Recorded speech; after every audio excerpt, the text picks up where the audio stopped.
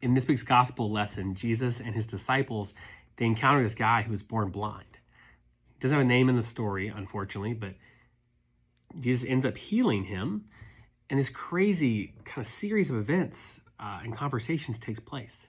You see, Jesus takes mud and he washes or puts it on his eyes, and then he sends him to this pool of Siloam to wash.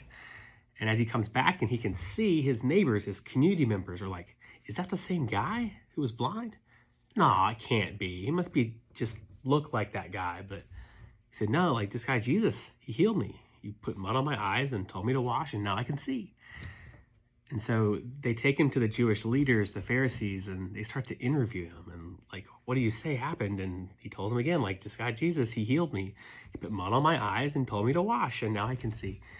And this just keeps happening. They bring his parents in, they interview them, and I love their answer. They're like, well, ask him. He's of age. Like, let's not talk about him like he's not in the room. But they keep asking questions around who Jesus is and is he a sinner? It was on the Sabbath, all these different things. But there's this great part where they ask him again, like, make sense of this. How can this happen? If he's not a sinner, but he healed you on the Sabbath and all this kind of stuff. And the guy's answer, right? The guy who was born blind and has been healed by Jesus. What he says is, all I know is this: I was blind and now I can see. And friends, like, isn't that a witness, a testimony of sorts that, we sometimes just want to understand everything. And with this faith stuff, we certainly can't understand everything. We can't understand anything or everything about anything in life. But here this person just says, I don't know everything.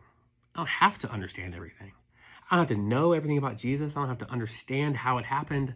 But this I know, something has changed. Something for me has changed. My life has changed. The world around me has changed. And that means something.